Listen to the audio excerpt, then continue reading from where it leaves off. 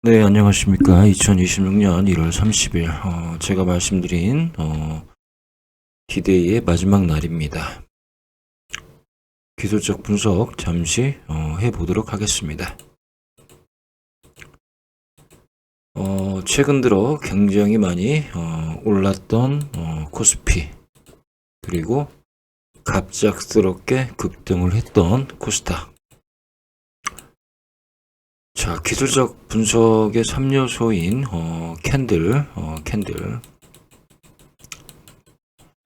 캔들을 보면서 판단을 해보면은요.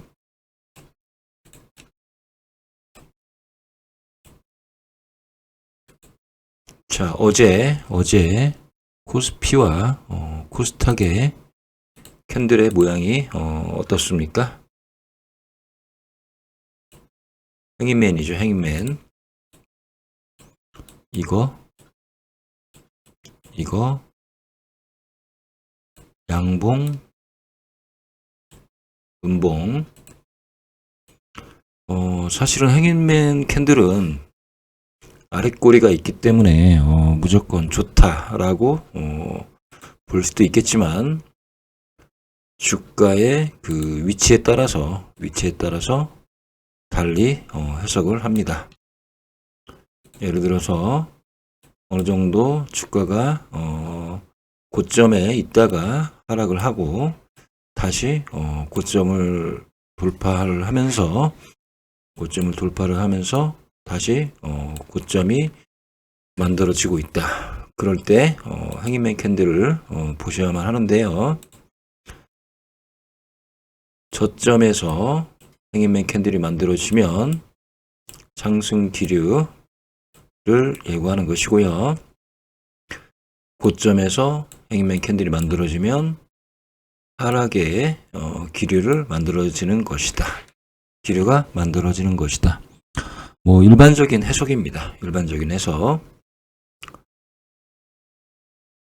그리고 이제 양봉이냐 음봉이냐는 그렇게 중요하진 않지만 예를 들어서 이제 양봉이면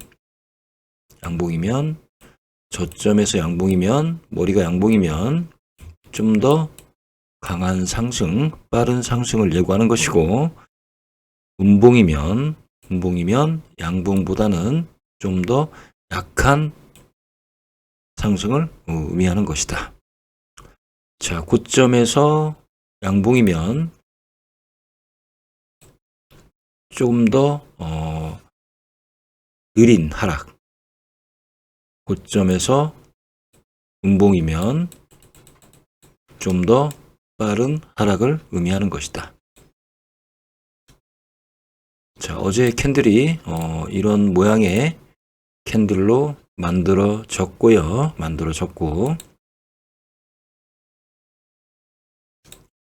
어제 캔들이 이런 모양의 캔들로 만들어졌습니다. 일단 그렇죠? 자, 코스피도 그렇고 코스닥도 그렇고요. 자, 코스피는 음봉이죠. 코스닥은 양봉이다. 그런데 둘 다 행인맨 캔들이고, 자, 이는 약간의 의미를 좀 다르게 부여하긴 하나, 결국 고점에서 이런 캔들이 만들어지면 하락의 가능성이 있는 것이다 라고 보시면 됩니다. 일반론입니다. 이론입니다. 그렇죠? 자, 두 번째.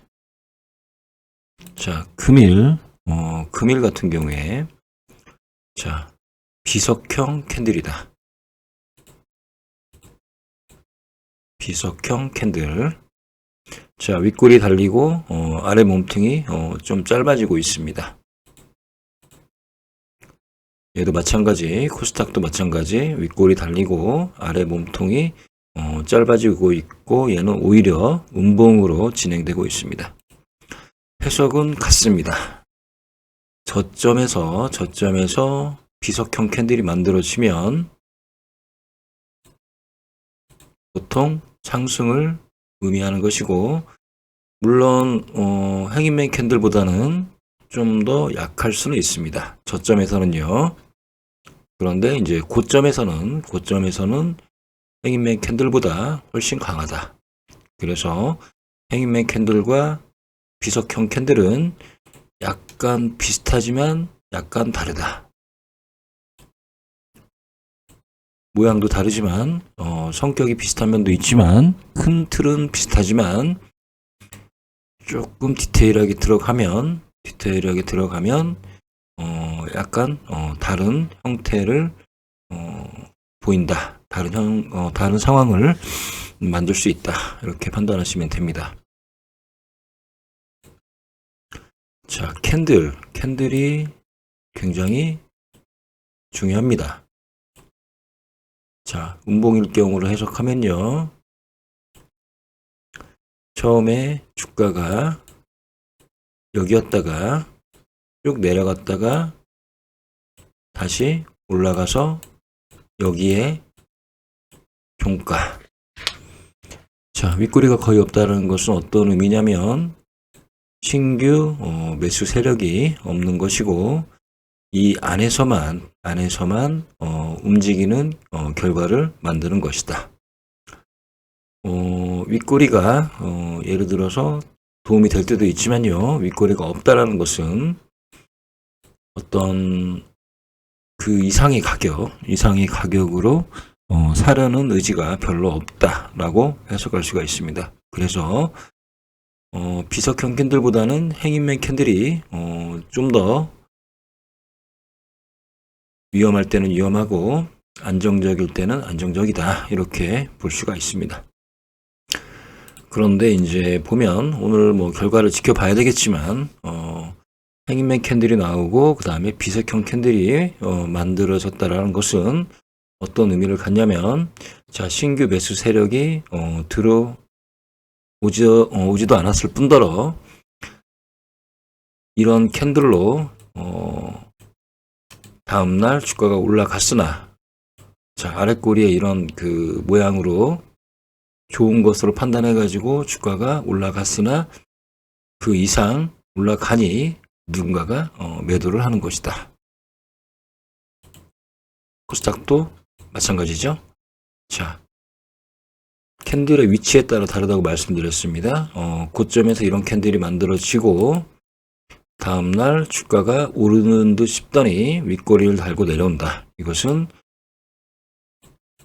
이 캔들로 인해서 현혹이 돼서 매수하는 세력이 발생했으나 이 매수하는 세력한테 물량을 약간 넘기는 그런 모양새로 해석할 수가 있습니다. 그래서 캔들은 어제와 오늘을 보면 그렇게 썩 좋은 상황은 아니다라고 말씀을 드립니다. 자, 그러면 이제 수급을 보실까요? 자, 외국인의 데이터는 거의 정확할 것이다. 자, 3일 동안 팔고 있다. 그리고 개인이 3일 동안 사고 있다. 기관은 진지하게 팔고 있다. 코스피는요. 기관은 진지하게 팔고 있었다. 자, 기관이 파는 것을 외국인이 받아주면 이 주식은 나쁘진 않습니다. 그런데 기관이 파는 것을 외국인이 받아주지 않고 개인이 받아주는 것은 흔히 말하는 저는 그런 표현은 별로 쓰고 싶지 않은데 흔히 말하는 물량 떠넘기이다. 이렇게들 해석을 합니다. 코스피는 그렇고요. 자, 코스닥은 보시면 외국인이 자, 어제 오늘 매도를 하고 있습니다. 외국인이 올려놓고 얘네들이 매도를 하고 있다. 그러면서 기관은 사고 있다. 개인은 이때부터 과거에 물렸던 분들이 많이 팔았나 봅니다. 그래서 코스닥과 코스피는 약간 수급적인 측면에서 다르지만 중요한 것은 외국인이 어제부터 매도를 하기 시작했다. 이 부분이 중요하다라고 말씀을 드립니다. 자, 선물을 잠깐 보실까요? 자, 최근 들어서 외국인이 선물을 2조 3천억 정도를 매도 계약을 진행을 했습니다. 아마 그 금융투자가 외국인의 선물 매도 계약을 좀 방어하는 측면에서 본인들이 손해를 보면서까지, 어차피 얘네들은 선물로 손해를 본다면 현물로 이익을 봤을 것입니다.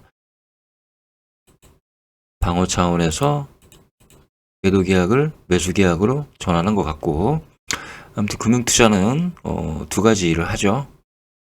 두 가지 일을 하는 것이 아니라, 자, 차익 순매수를 하고 비차익 순매수를 같이 하는데, 차익 순매수는 현물과 선물의 그 차이를 이용해서 거래를 하는 것이고, 그런 역할을 하는 것이고, 현물이 높으면 현물을 팔고 선물이 높으면 선물을 판다.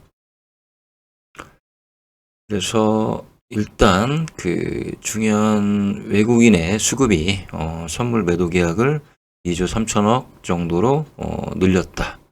이 부분이 굉장히 중요하고요. 그리고 이제 외국인과 기관이 풋옵션 계약을 6만 1000계약까지 늘렸네요. 엊그제는 5만 3000 계약인가 그랬는데요. 자, 하락으로 풋으로 베팅을 해놓은 것이다. 그래서 이제 2월 8일 전쟁이 있을 것이다. 2월 8일까지 눈치 싸움과 그 눈치 싸움에 해당되는 옵션 전쟁이 있을 가능성이 굉장히 높습니다. 자, 달러 선물을 외국인이 지금 또 매수를 하고 있습니다. 오른다는 거죠. 자, 원달러 환율이 N이네요. 원달러 환율이 자, 최근 들어서 또 오르네요. 그렇죠. 1440원까지 올라가고 있습니다.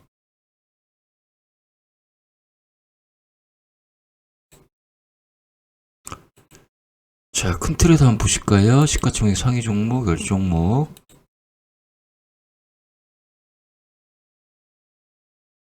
금일 같은 경우에는 SK 하이닉스, 삼성전자를 제외하고는 모두 다 마이너스입니다. 마이너스.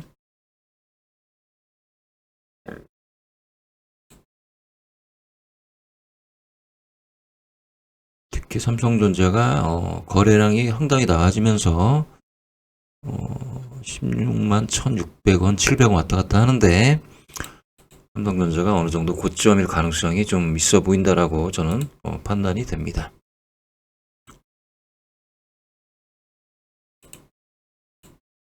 자, 윗꼬리들이 다분히 달리고 있습니다. 그렇죠?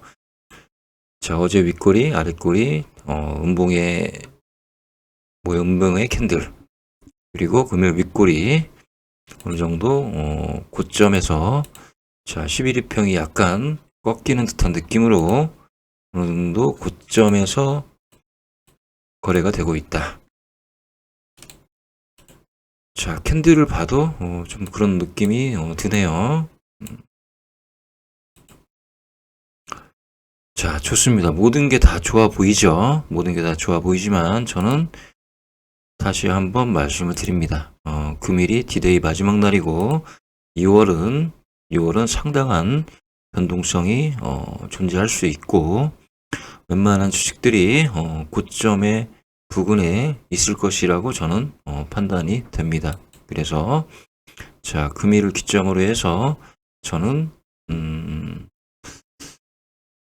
땡땡 하겠습니다. 땡땡 하겠습니다. 미장을 잠깐 볼까요? 어제 미장이 그렇게 썩 좋아 보이진 않았습니다. 어제 미장이 그렇게 썩 좋아 보이지는 않았다. 마이크로소프트 같은 경우에는 엄청나게 하락을 했었고,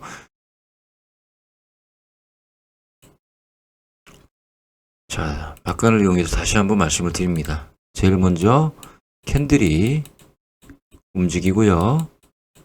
그 다음이 이평선이 움직이고요. 그 다음이 거래량인데, 거래량은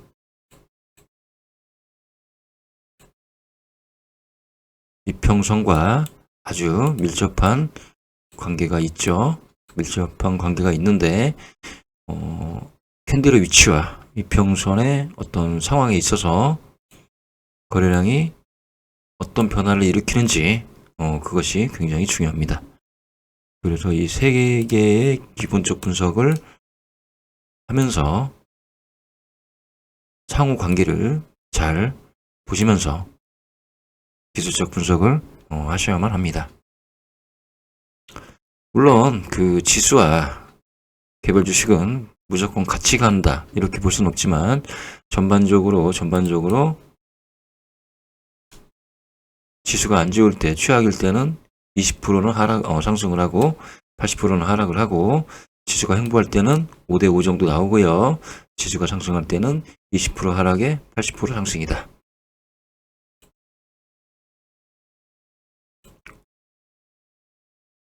자, 환율도 올라가고 있고, 금리는 동결이 됐고, 특히 미국 시장의 금리가 동결이 됐고요. 미국 시장의 금리가 동결됐기 때문에 환율이 올라갈 수도 있다라고 저는 해석을 합니다. 만약에 금리를 내렸다. 그러면 환율이 달러 값이 떨어졌겠죠. 금리 동결이 이런 영향을 끼치는 것 같습니다. 어제 나스닥이 0.72포인트 하락을 했고요. S&P 500이 0.13% 하락을 했고, 얘도 마찬가지. 자, 수급적인 부분에서 위로 올라가려고 하는 그런 모양새보다는 그냥 여기 내에서 데이 트레이닝 정도 하는 수준으로 움직인 것 같습니다.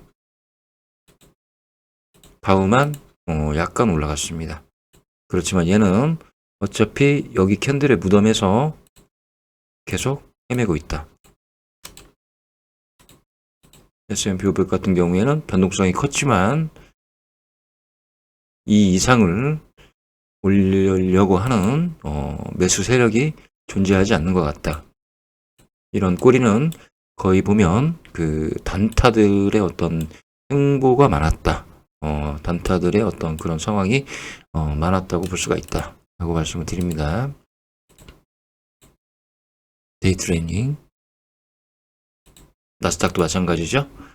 이 이상을 더 끌어올릴 만한 의지가 보이지 않습니다.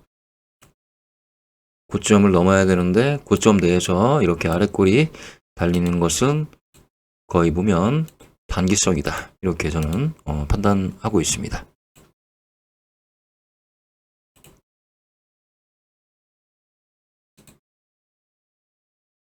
자, 엔달러, 엔화 가치도 올라가고 있고, 엔화 가치가 올라가면 보통 원화 가치도 올라가고요. 자, 달러 값도 상승을 계속하고 있습니다. 방금 제가 엔달러가 올라가면 엔화 가치가 올라가면 원화 가치가 올라간다는 것은 제가 정확히 분석을 해본 적이 없어서 정정하도록 하겠습니다. 없던 걸로 하고, 어쨌든 그 달러 값과 엔화 값이 올라가고 있습니다. 원화 가치가 하락한다고 봐야 되겠죠. 이렇게 되면 아마 그럴 겁니다. 네. 자, 차익 순매수, 비차익 순매수가 마이너스, 상당폭 큰 마이너스가 생겨 있죠. 그리고 해외 증시를 보시면 미니 S&P 500과 미니 나스닥이, 자, 선물이죠. 장중에, 지금 얘는 장이 아니지만 대한민국 주식시장의 장중에 이렇게 마이너스를 보인다는 것은 금일, 자, 처음은 좋았으나 끝이 좋지 않으리다 라고 저는 판단이 됩니다.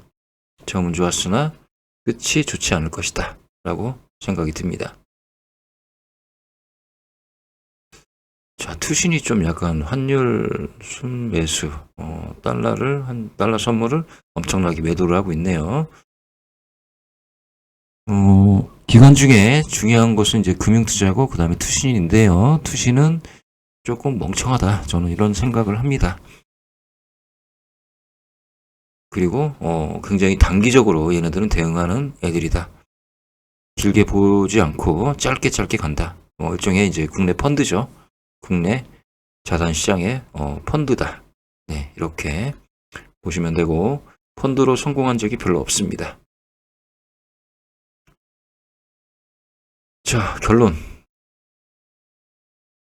2월이 굉장히 중요합니다. 네, 2월이 굉장히 중요하다. 2월에 어떤 주식시장에 어떤 변화가 있을지는 저도 감히 예측할 수는 없지만 저는 이거 둘 중에 하나일 것이다 라고 생각을 합니다. 둘 중에 하나일 것이다 라고 저는 판단을 합니다. 자, 여기까지 코스피 코스닥 종합적으로 살펴보았습니다. 감사합니다.